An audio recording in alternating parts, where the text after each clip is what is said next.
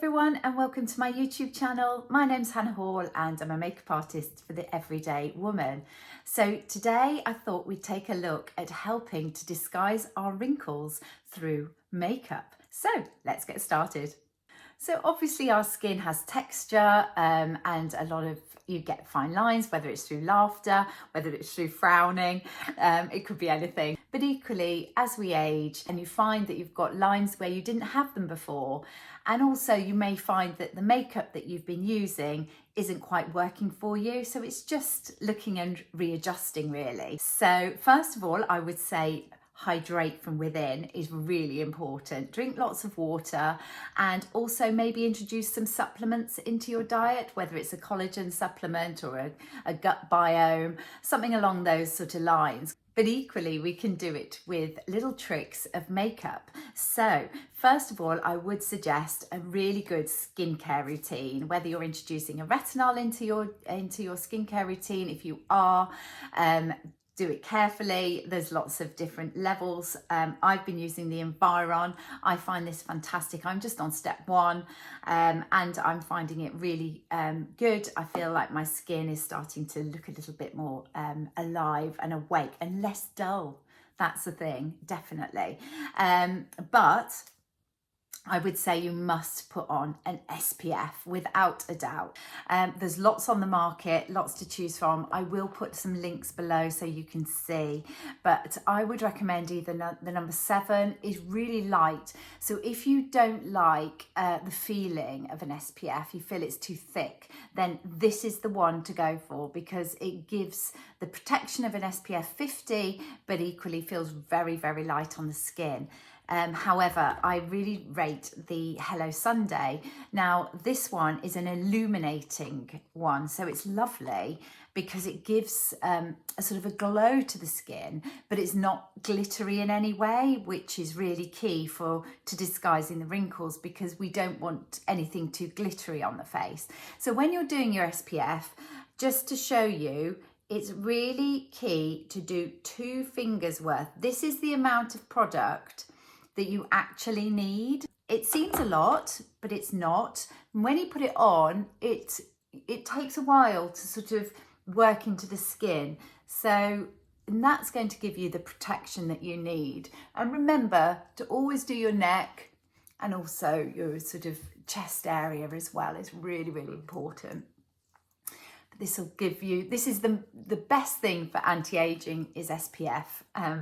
I don't know if any of you were like me. I used to bake in baby oil on the beach. So I don't think I gave my skin a very good chance at all, but I've learnt the error of my ways. So it's important to just let that settle in. So just give it a few minutes, maybe go and brush your teeth or whatever. But I would also say that it's really key to exfoliate the lips, and this little product is fantastic because it's got a little exfoliator and you just take off like any of the, sort of around the side of the lips.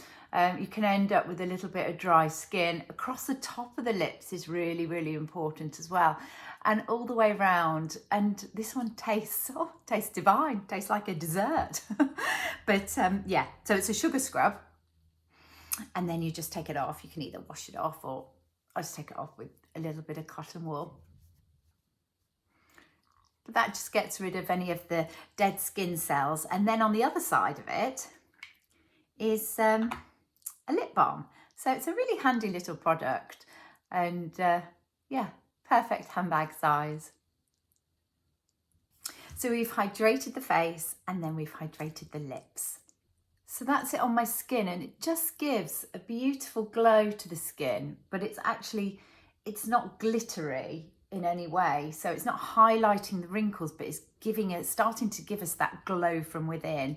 So if you find that your texture of your skin is dry in some places and oilier in others, and you might want to sort of mattify this T-section, the T-zone, I'd recommend Professional. Now, this is almost like, I always call it the polyfiller for the face because it gives sort of a really nice base for any other makeup to go on. But you can see there, that's the sort of texture to it. It's like a little putty, I suppose.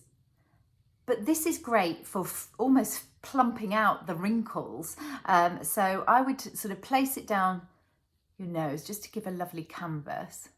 And then anywhere where you feel that you want to sort of help to plump out, you can just place it on. And really just sort of patting it into the skin just to sort of help it plump out where I've got, you know, sort of the lines and the wrinkles. So next is to decide on what you want from your makeup and also where you're going wearing your makeup. So if you're out in the day, I'd really recommend something like the Iborian CC cream. It's really nice, beautiful texture to it. It's like a moisturizer, really, but it actually has got pigment in it, so it will go to your sort of natural skin tone. You see that it just sort of evens out the skin tone, but it's lovely and light on the skin, so it's not heavy in any way, and it just gives a nice flawless finish. Just applying everything with my fingers at the moment. I think the warmth of your hand is really, really nice to use because you can feel where you want the product and you can pat where you sort of want a bit of a lighter touch or work it into the skin. So that's really nice and light, perfect for, say, if you're going on the school run or you're just nipping out first thing in the morning and you want something on. Actually, that's got an SPF in as well, so you could actually skip the other steps and use this one, and you've got a little bit of coverage as well. So it's a minefield, I know, but stick with me. Okay, so next up we have number 7, Future Restore and Renew. I love this, really, really love this. I've loved this for a while, actually. It's got an SPF 30 in it. It's really nice. Can you see how runny that product is? So it's going to actually sit really light on the skin. It's not heavy at all. So I'm just going to apply it with my brush. And you can just see. So obviously it's got more coverage than the Iborian CC. So it might be something that just elevates you. So I'm just going to put it on this one half of my face, actually, so you can see the difference. And just working it into the skin. I always do my neck and also do the chest as well, especially if it's on show. Just marry it all together. And your ears, don't forget your ears. Just all I'm doing is patting it, I'm stippling it onto the face. So that just gives just such a lovely light coverage. This is obviously lighter coverage. So this is the CC cream. This is the Restore and Renew.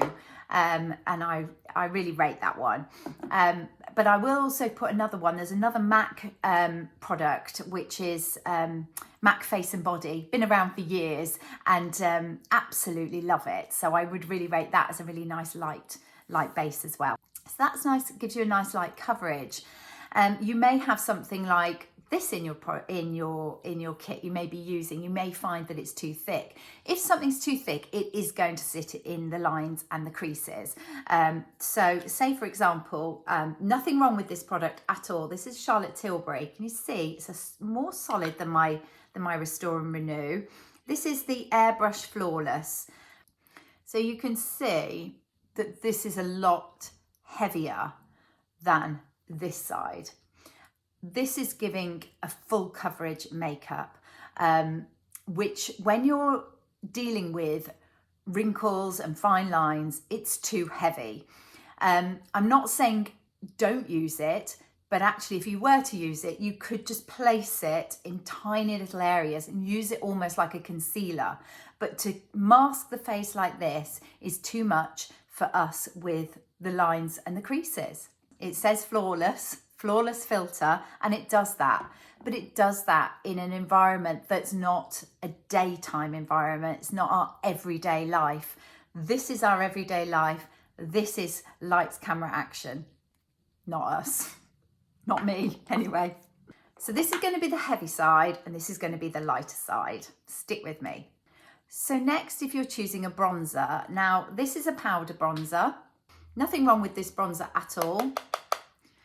However, if we were to apply this, it's too heavy for us. With all of a sudden, I'm looking very made up. And it's looking very heavy. Can you see that? And it's starting to sit in the lines. So I would say steer clear of powder when it comes to wrinkles. I would go with more of a cream bronzer. Something like this is a lovely bronzer. Really easy to use. Just place it where you would like it. And then you just blend out. And just use the same brush as you did with your foundation. And just pat it out. You see that that's a lot heavier, starting to sit in the lines, whereas this side is creamier, it's lighter. So next is blusher. Again, I've chosen a powder blusher here. Now, there's absolutely nothing wrong. These are beautiful colours, but actually they've got a lot of iridescent in them. So there's a lot of glitter in there. I'm going to apply it to my cheeks. And I'm just popping a little bit on. But again, it's sitting in the lines. Can you see? It's really sitting in it. It's gorgeous on an evening when it's dimly lit, but actually in the harsh daylight, not only with the sun, would that sort of reflect back and you'd look like a big glitter ball. So I suggest a nice cream blusher, something like the Charlotte Tilbury one. But again, there's loads of different cream blushes on the market. I'll put some links to some nice ones below. But you just apply it a little bit higher than you naturally think you would. It just gives a nice flush to the cheeks. And again, just reflecting the light and lifting. You can actually add a little bit to the lips as well. That's perfect for the lips too. Do love a multitasker. Okay, so next we're looking at highlighters. Applying the highlighter, tapping off the excess, applying it up here on the high cheekbone and across the eye. Now, can you see it's really accentuating all my lines? The other side of this one, you turn it around and you've got a highlighter. So you just place that on the top of the cheek. You can do it a little bit on the brow bone as well. You actually do it on the top of the Cupid's bow and down the nose. It's really nice. But that is all you need. And then finishing up with a powder.